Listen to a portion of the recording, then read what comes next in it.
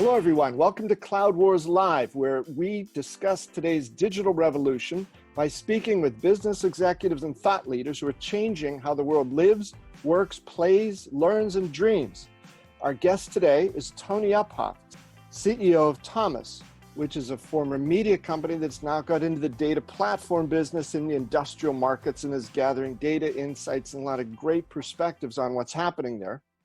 Tony's a regular visitor here on Cloud Wars Live as part of our Digital All-Stars, where Uphoff on industry helps us take a look at what's going on in the industrial sectors in the manufacturing world where technology is meeting these traditional industries.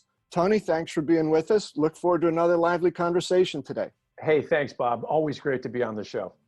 Thanks. So, Tony, we had shared some ideas beforehand. I really like a couple of the things you brought up today. So tell us about that one of the subjects, AI, I've certainly got that you can talk about in the friend or foe context, but what about this other piece that you wanted to talk about? That sounds pretty exciting.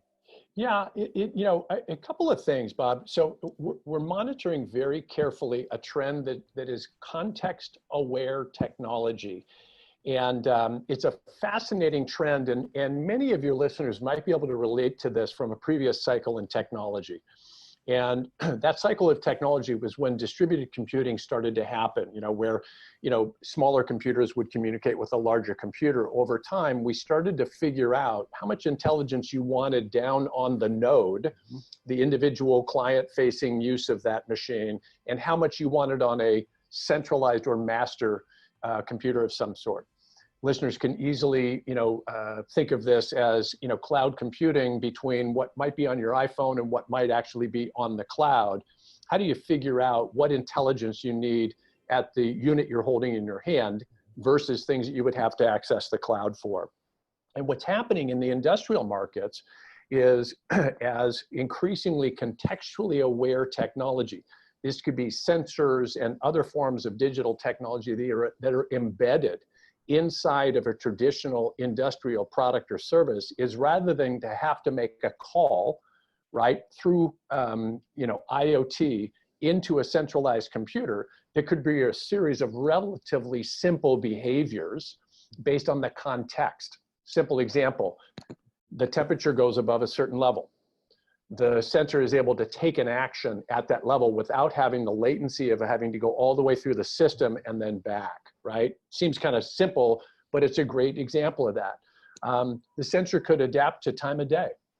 The sensor could adapt to environment, other environmental factors. And so we're seeing more and more interest around this context-aware technology, and the opportunities for this are really remarkable in the industrial marketplaces. So you start to think about, what happens in a warehouse. Seems kind of simple, but inside of a warehouse, you've got all kinds of different things that are happening. You could have sensors that understand how a warehouse worker, how many hours that worker's been on the job, what time of day it is, various things that might indicate the need to either slow a process or stop a process, or to alert based on a process. There's a lot of experimentation around this with people that are working in risk-sensitive areas. Long-haul truck driver would be a great example of this, where there's increasingly contextually aware technology that is helping the driver understand how to regulate and manage. An obvious one would be how many miles or how long between stops or how long between a driver's taking a rest. But now this technology is enabling all kinds of different benefits to not only the driver, but perhaps the operator and owner of a truck or somebody on the receiving end of a shipment. Yeah. So, Tony, are these being driven by any particular technology companies, or is this just a trend that companies among, on their own right are developing internally?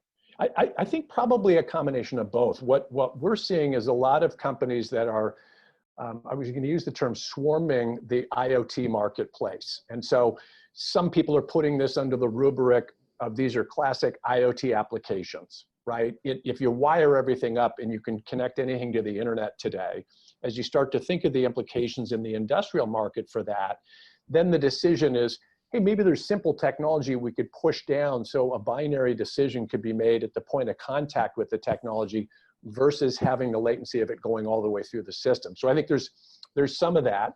I think you're also seeing industrial companies are being innovators in these areas where they're understanding the processes that they're trying to get accomplished.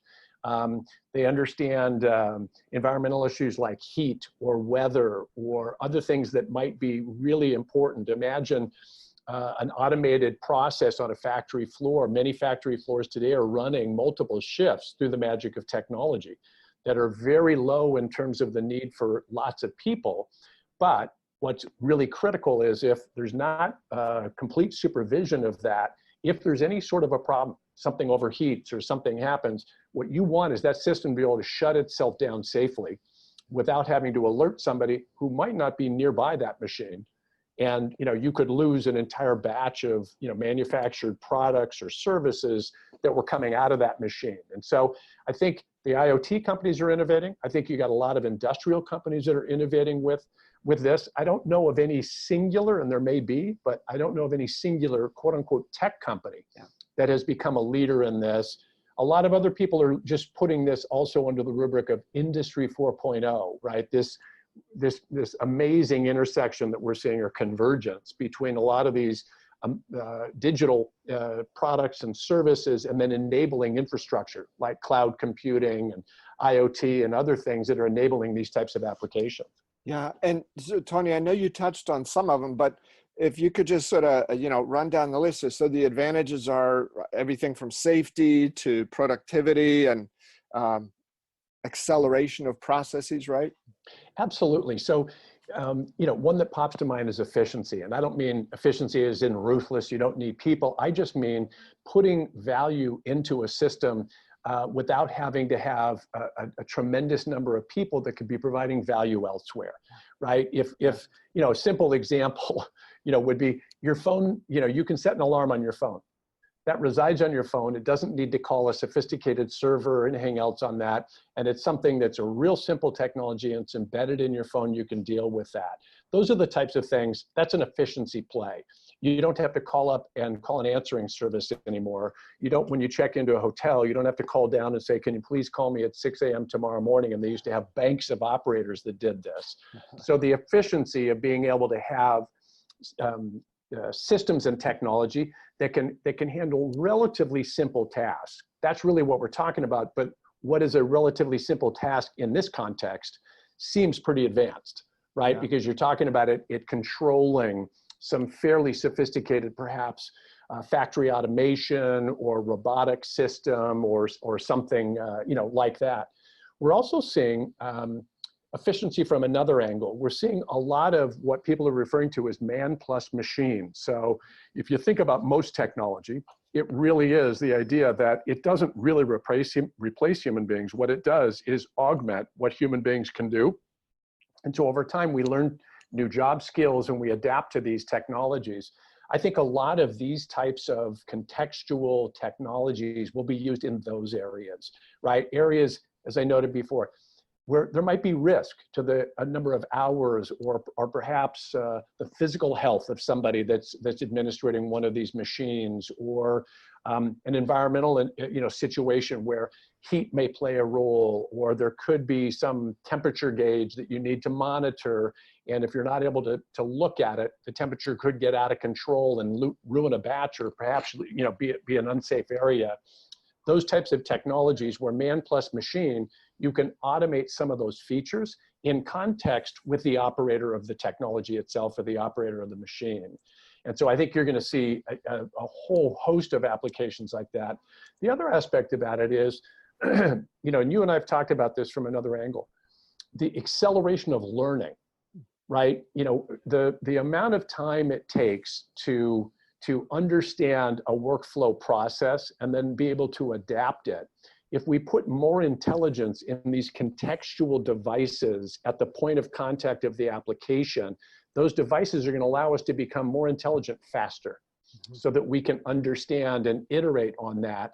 And that data that flows from that is just going to give us insights in real time and just allow us to improve efficiencies, improve safety, perhaps share that data with either product design folks or industrial engineers. Who knows where that data might have applicability. And so that idea of a bit hackneyed, but that learning organization, well, to do that today, you really need real-time data. You can't wait and then sit down every 90 days and, hey, let's look at the factory stats on how much uptime was, or how many injuries did we, avoid. If you're able to see that in real time, it's going to just open up a huge amount of incremental learning. Yeah, Tony, I don't think that's sort of hackneyed at all. All these different surveys you see today of companies not struggling, but really trying to find the right ways to create those great employee experience, to have the employees feel more engaged, more in touch with things. And it sounds like that sort of man plus machine loop that you're describing, the individual employees are able then to have more of a sense of what's going on. They can make smarter, better decisions. They can put feedback in, get insights out of it. And it seems like that'll be powerful. I also just wanted to note something when you mentioned, that thing that seems like from another century, but you're at a hotel and you have to call down to the front desk to get a wake up call. And I think the interim step on the part of the hotels, right, if using technology to solve this, was to put clock radios in everybody's room. They start out pretty basic, and as these things got fancier and fancier, right, you'd have to go through a 2-hour tutorial to learn how to set the alarm on the blankety blank thing, which I remember. And it's a classic technology issue, right? They shovel the technology, make the user work around the complexity, but eventually this stuff gets buried, it gets hidden, and you just get the benefit of it. But in the early days, it can be a little hinky. Well, and to your point, invariably I'm the one that stays in that hotel room after some joker set it up at 2:30 in the morning and it goes off, and I don't know how to shut it off in the middle of the night, But it is amazing if you think about, there's a good example of contextually aware technology. So how many things do we take for granted, that we should, every room we walk into in a hotel today should be able to adjust for light, should be able to adjust for temperature, should be able to adjust for things that don't require the person in the room to figure out how to use a thermostat for that particular type of room, or to have to adjust things. The same thing with water temperature, the same thing for so many different things. The technologies are available today, but it does require increasingly pushing down, right, at the point of contact. And there's a whole tremendous amount of innovation happening now with companies that are manufacturing smart devices, particularly for use in the hotel industry, where your preferences could be preset. And you can walk into a hotel, and let's say you enjoyed a hotel room that was at a particular temperature that was different than the way I would walk in, no different than, you have preset types of rooms that you want if you're a frequent traveler. Well, having those preferences set makes a lot of sense, right? If you use Uber, what you're finding in Uber today, there's a preference screen that comes up. You can fill out your preferences, so when the driver picks you up, the driver has a set of preferences on, air temperature, on music, whatever the heck that it might be, right? Well, as we get better and better at the use of this technology, why wouldn't that be representative of everywhere we go? I'm a Marriott, elite, members, I'm sure you are too. They know more about me than most places, but every time I check in, I still have to explain, here's, can you do this? Can you do that? Having that profile, and then the technology when you walk into the room, that it can read it from your phone or identify based on the key fob that they give you.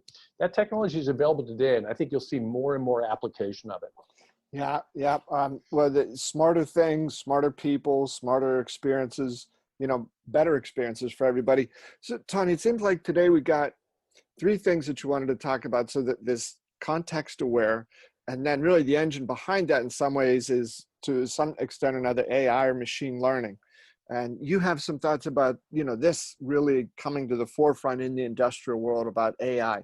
So how do you see that? Is it a friend or foe dichotomy now, or is it emerging pretty clearly with the benefits? Boy, I think that's such a great conversation today, Bob. I really do, because I think it's both. I think it's, what's the old joke about emerging economies? I heard somebody the other day refer to China as an emerging economy, and I said, hey, I think they've emerged. These emerging technologies, artificial intelligence and machine learning, have emerged. They've actually been around for a long time, depending on how broadly you want to define artificial intelligence. But I think what's starting to happen now is we're starting to see levels of scale and speed to artificial intelligence. but we're also starting to see applications that perhaps we hadn't thought of before. And I think that's really, really exciting in many cases, but I also think at the same time, it can be intimidating to a lot of people. And so I think in the pro and con side of this, we spend a lot of time trying to make sure people in our industry understand the power of new technology and how to harness that new technology. And artificial intelligence, I think, has become a little bit of a polarizing issue to a lot of people because they see this as something that potentially could be out of control or dangerous.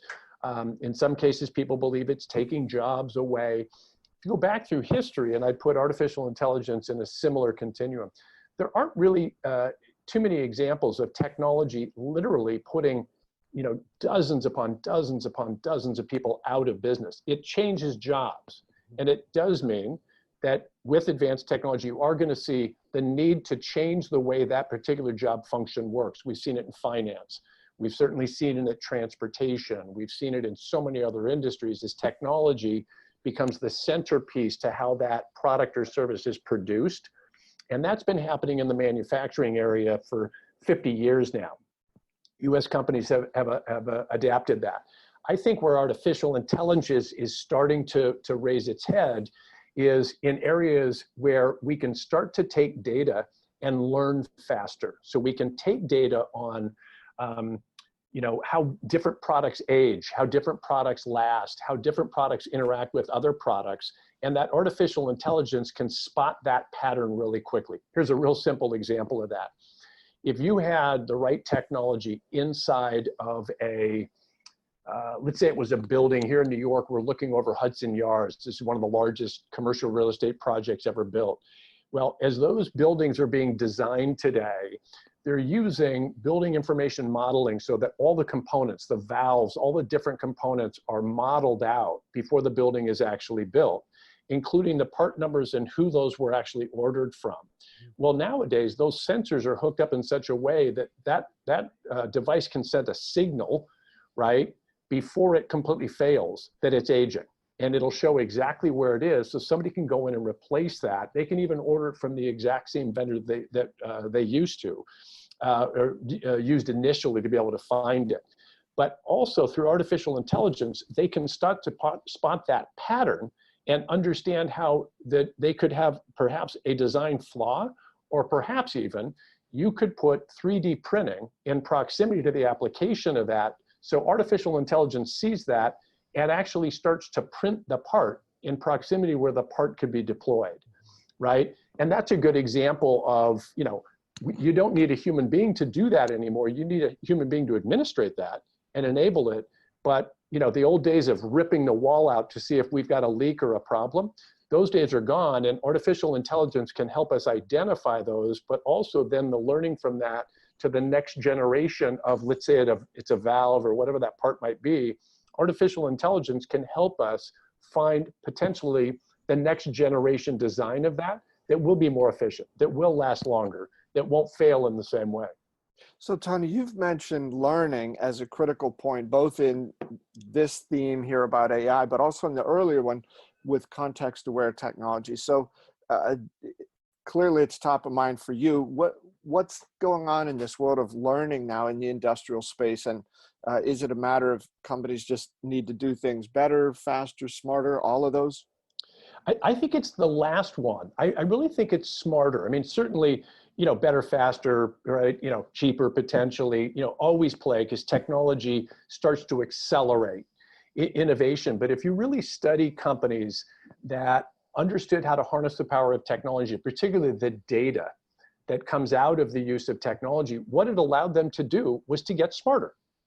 This is man plus machine, right? I don't bother to count on my fingers anymore. I use an adding machine if I need to, or, better yet, a spreadsheet to be able to do that kind of stuff. So what's happening is I can learn faster, I can move quicker. And I think that's what's happening a lot with the machine learning and artificial intelligence is I can apply those technologies to spot patterns far faster, potentially to move around cognitive bias. like all business people, right? We're products of our environment. And I can be absolutely convinced of my point of view because I've been doing this for a long time and I have a really entrenched perspective and I'm an expert in my marketplace, perhaps until I look at contrary data. Yeah. And I might look at contrary data and go, whoa, wait a second, something different is happening here. I hearken back to the famous book that many of us responded well to, of The Black Swan. And it fundamentally was around this idea of, you know, not being able to challenge your cognitive bias until all of a sudden you were forced to. Yeah. And so I do think that the use of data, but particularly being able to speed that use of data up to identify patterns and then act on those patterns, and whether that's artificial intelligence and or machine learning, I believe that's critical today to stay relevant and to keep pace in the markets that you operate in. Yeah. Tony, could I ask, could you give an estimate on how many times you've heard the phrase, the democratization of data? Oh my God. Could you even count, right? Right. You know, and I think, you know, to your point, what's fascinating about what we're describing here, this phenomenon, right? That democratization of data, data is the new oil, all of the cliches. It's interesting when I talk to people, and I think you probably would relate to this. I don't have too many people saying, I don't have enough data. Mm-hmm. I think what you and I are trying to define here is the tools that would enable us to see the signal in the noise of the data. Can we spot patterns? Can we see things that are actionable? And I think the newer technologies around artificial intelligence and machine learning can help us in that. And in some cases, we spotted the pattern and we're going to program the algorithm to be able to go after that. But in other cases with machine learning, it can build on the incrementalism, right, of whatever we spotted and learn as it goes down the path. And I think that's critically important because, again, you know, we're at 3 petabytes of buyer behavior data. We've got tons of data and a lot of it's in real time and it's really remarkable. But where we're starting to invest a lot of time and energy and infrastructure for that matter is in identifying major signals, major transitions in that data that we believe would be beneficial for either the development of our business and or the benefit for our users and our customers. Yeah, and Tony, that's a great point. And I one of the reasons I wanted to push on that a little was, you know, out of those 2 terms or those 2 emerging categories you talked about, AI, context-aware technology, you zeroed in on this notion of learning. So we sometimes, I think, in the tech business or the data business, get hung up on these terms like the democratization of data. You know, we sort of get what the theme is, but that becomes then the overwhelming point. And a lot of people say, I don't know what the hell that means. I'm not really that interested. The point that you're making is, if you're able to do that, if you're able to get more data in the hands of more people and allow them to exploit it or use it or get insights from it in the right way, it actually comes down to things like learning, to safety, to better set of productivity, the more types of customizations that are available today in every business that we're talking about. I had a chat with guys, the senior vice president of global IT for Under Armour, and he said one of the most challenging issues they have today is in manufacturing and the customization. He said, hey, we can knock out the same sort of shoes as fast as anybody, but when you get, you know, millions of people saying, I want that color, I want to design my own color, and then I want to have my own shoelace color, and this on the tread and this on the uppers. So I think that that genie's out of the bottle. It's never going to go back, right? So this notion of learning and understanding, being able to apply that, is the future, it seems like, for this digital industrial economy that we're in. Well, and I think to a certain extent, as I listen to you talk, Bob, you can kind of almost visualize a flywheel effect, right? So when you and I were thinking about interesting topics, the idea of this context-aware technology and then some sort of a series of algorithms or analyses like artificial intelligence or machine learning, but then the flywheel becomes, hey, what are simple systems I can put down at the point of contact with that contextual technology that we don't need to think about?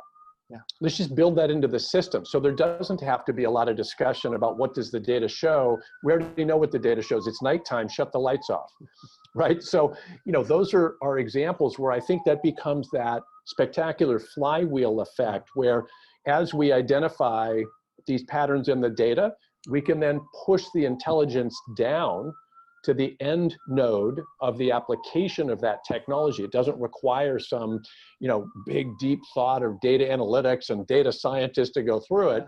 We can do that. And then I think also the data coming from that end can also influence areas that maybe we want to see more data on this or see if there's a pattern there that's emerging. The other thing that connects into this, Bob, which to me is endlessly fascinating, is you're also starting to see the phenomenon in a business like ours, what we call digital exhaust, where a lot of byproducts of, and we've talked about this on earlier episodes, a lot of byproducts of data that companies thought was useless, let's use the metaphor of sitting on the cutting room floor, they're now discovering has some application somewhere. You know what I mean? Data that we just didn't think of. We didn't really pay any attention to. It wasn't core to our business. In the financial markets, they call this alternative data. It's kind of fascinating, I think, as more and more companies start to harness available technology to, in very cost-effective ways, monitor, store, and evaluate that data. They're going to find more and more applications in product design, user features, customer service, other things that maybe they hadn't even begun to think of because they've just been looking at sort of a relatively simple application of data. Yeah. And, Tony, with that, I think in the overarching theme here in some ways of learning, there's one other point we wanted to talk about a little, right? That Airbus, so right, one of the largest or the second largest aircraft manufacturing company in the world, they're working closely with Microsoft using the HoloLens mixed reality technology here to try to come back to some of those basic things, right? Make more products more quickly, make them at higher quality, but also in here, to come back to your point, they want to do to facilitate training without tying up expensive equipment. Yep. So exactly what you're saying, separating in some ways the context of learning from the giant containers or environments we used to have to go through, sort of a real-time, real-world simulation of it. Where do you see this headed? Well, it's interesting. So I'll come at this from what may seem like an obscure metaphor to use, but you're familiar with the auto racing level called Formula One. It's the most elite form of auto racing. These are basically fighter jets that are on the ground with ground effects, and they campaign all over the world, road courses, and the technology is really remarkable in these automobiles. Starting about a decade ago, what they found was the demographic stretch of the average driver went in both directions. So drivers, well into their 30s were still very competitive, but it got younger and younger and younger and younger until they actually had a 17-year-old who was competing openly for the world championship. And they had year after year for about 3 or 4 years in a row, they had people setting a new record for the youngest world champion. And what they discovered in studying this, and you know where this is going to go, is these young people had grown up driving go-karts, but they had driven these courses many times through simulation. So when they got to Monte Carlo, they had driven it many times before. It wasn't a mystery to them. They had driven it thousands upon thousands of times through simulators. So as that technology is now mainstreaming, and we can apply it in so many different areas, that's a very similar dynamic. We're watching that play out in a variety of different industries. So if I wanted to train somebody to use a very expensive machine called a CNC machining for precision manufacturing, it's not for the faint of heart, right? These are multi-million-dollar machines. There is some level of complexity to running these machines.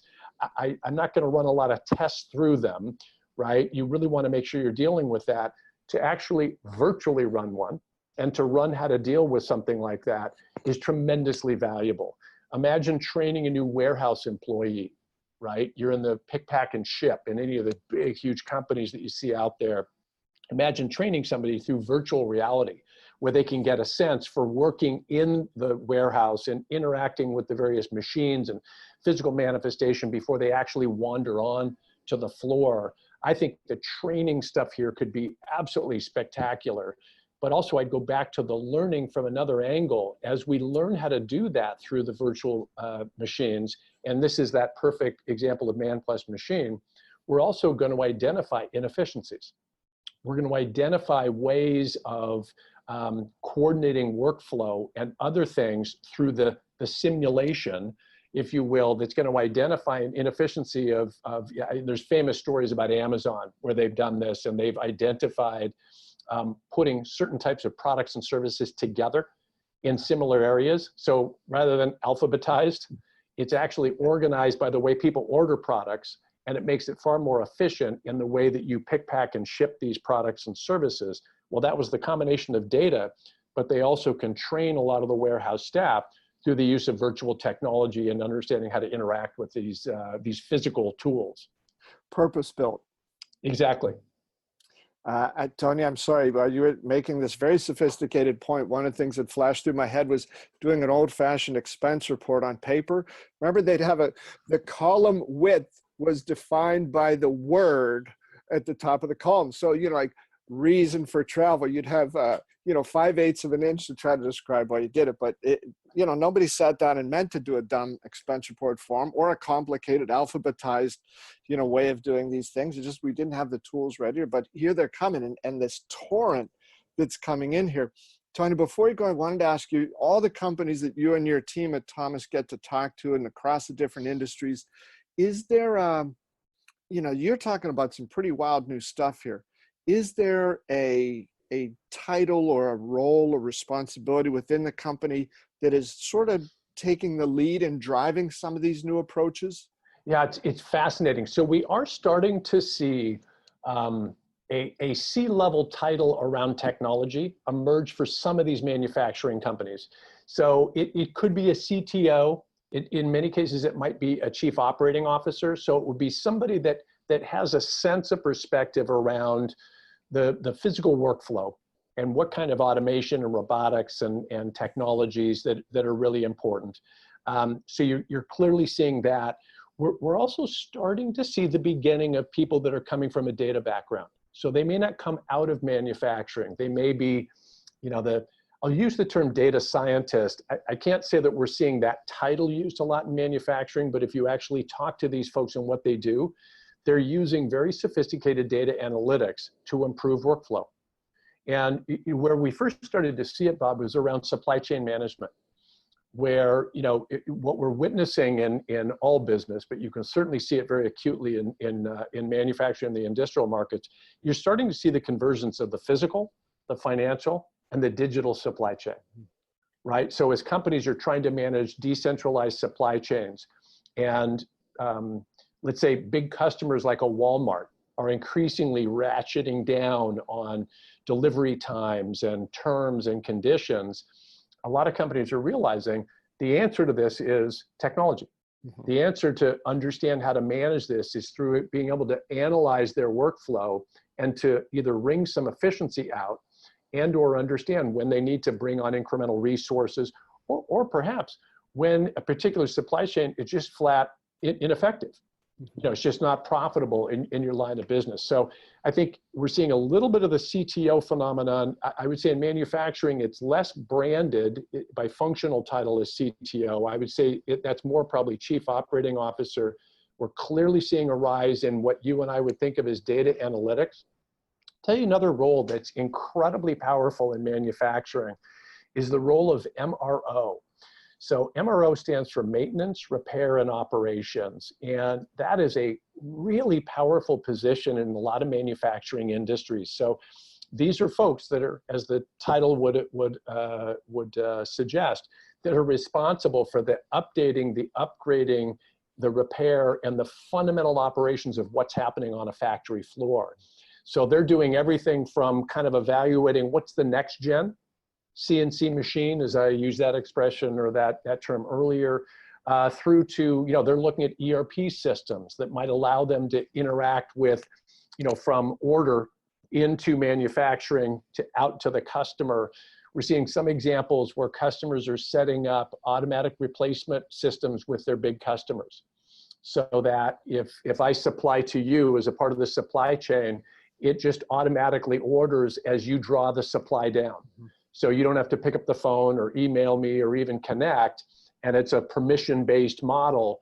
And so we see a lot of folks are setting up those sorts of technologies and intertwined technologies, particularly around this idea of supply chain management. And we think there's going to be a ton of innovation there. It's hard for us to tell yet, but it feels that there's probably a role or two that's emerging, and that's going to be, before we know it, industry standard in manufacturing. Yeah. And I don't know if it's around this idea of data analytics, but it feels to us like more and more companies are trying to figure out how to harness the data or get access to data to make better decisions, around their business. Yeah, Tony, that as you were describing those remarkable changes taking place right now, I was thinking that I believe that this whole in the technology business, these categories or pillars of the big applications from ERP to CRM to HCM, I think those are becoming acronyms, right? And they are, from another era. They were from the sort of on-premise, old-fashioned types of how people did stuff. And as you describe things like tie in these sorts of things with an ERP system, it just opens up the door, or supply chain systems, to other things, to the learning that's taking place, to the optimization, to the safety factors. And the digital world is just rendering some of those old, venerable, but I think out of date categories that we had, they just don't work. And one of the things that triggered that thought in my head was your point about, these MRO people it's becoming a more and more important function. But if you think about what they're going to start to do by applying this intelligence that you've described in the learning, it's going to be less about maintenance and instead the prevention, and either replace or repair, or just get those things before they break. So I think it's remarkable to look across the business world and see how these new changes that you've described are forcing us to change not just the language, that's the easy part, but how's the company structured? How do we look at information? How do we set up reports? How do we look at the things that are most important and ensure that these are the sorts of tools and ideas and data that are getting into the hands of the right people, which more and more is everybody in the company? Yeah, one of the things that we were looking at recently is the redefinition of that role, the MRO, and you just really beautifully articulated it. In a conversation looking at some data, we actually started to use the expression that the maintenance repair instead of operations may become optimization over time. And not to just sound buzzwordy here, but yeah. I think that's what you're describing, that idea of how am I looking at the analytics of my business and optimizing? It could be a new product or service. It could be, I need a new machine or a new capability. But I think it's less about the old kind of grinded out operations stuff and much more about making really intelligent decisions. And I, something you and I have talked about before, I think that shift from on-premise to cloud-based applications is starting to enable more intelligence in the software. So if you go back to where we started of contextual technology, we just changed out the financial system at this company from a legacy provider on-premise to a cloud-based provider. But there's so many tools as we get into this that are opened up.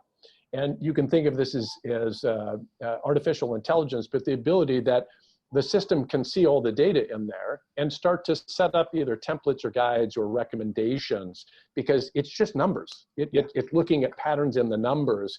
The old on-premise software model didn't really allow for that. And it's funny, in the sweep of history, to talk about software as old. But the shift here where we're putting more intelligence, and now we can set up those contextually relevant technologies in the software to start to adapt to things. Business dynamics, it can see when your fiscal year is, it can set reminders, it can do all kinds of different things today. Imagine that applied to the factory floor as well, where these systems can start to recommend improvements in supply chain. A lot of companies struggle when your supply chain starts to move farther out. Let's call it decentralized supply chain. How do you figure out, as you get farther and farther out, what's my real margin on this? Am I making a profit on the fourth level of my supply chain, right? Well, we've now got tools and systems that could simply make that decision for you. You may not act on it, but the intelligence is in that software now, and we have the ability to run our businesses based on that kind of incremental intelligence. Yeah, and Tony, one of the other things that leads to here, just back to that Airbus thing for a second, It said, Airbus has announced that it has built off-the-shelf solutions for its customers so they can benefit from the company's mixed reality expertise.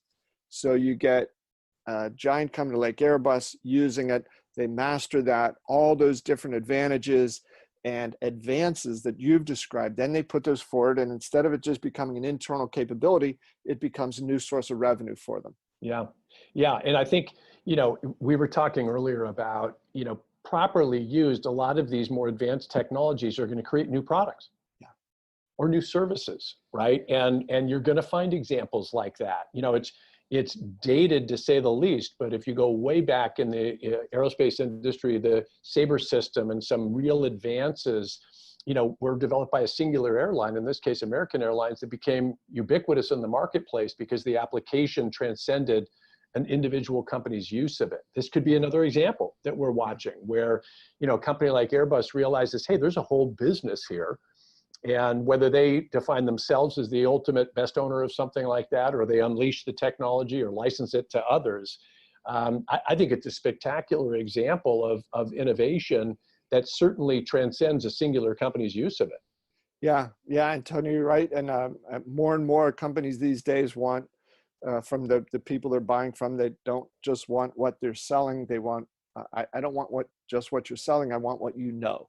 Yeah. I want the expertise there. So speaking of what you know, as always, great conversation here. How could people find out a little bit more about your company and what you have to offer? Hey, thanks, Bob. So you can visit www.thomasnet.com, and it is our major sourcing platform. Every 2 seconds, an engineer, procurement professional, or one of these MROs is sourcing a product or a supplier on thomasnet.com, and that's how we generate all the data that we oftentimes talk about on your show.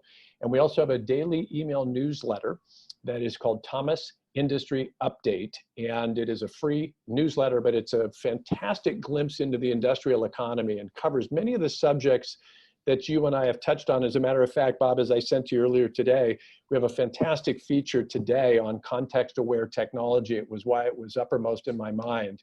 And that's a complimentary email newsletter that people can subscribe to that as well. I've applied for that newsletter a couple of times. I keep getting rejected as it said unfit character. What does that mean? Moral turpitude, Bob. We do have an artificial intelligence engine. Tony, thanks. This has really been terrific. As always, really enjoy your ideas and the perspectives into a part of the world that might be changing faster than any other part of this remarkable digital economy. Always fun, Bob. Thanks again. Look forward to chatting next month. Very good, Tony. Thanks a lot. Uphoff on Industry, and thanks to all of you folks for spending time with us. Share your feedback with me, Bob Evans, at bobevanspa@gmail.com. Thanks a lot, and we look forward to seeing you next time.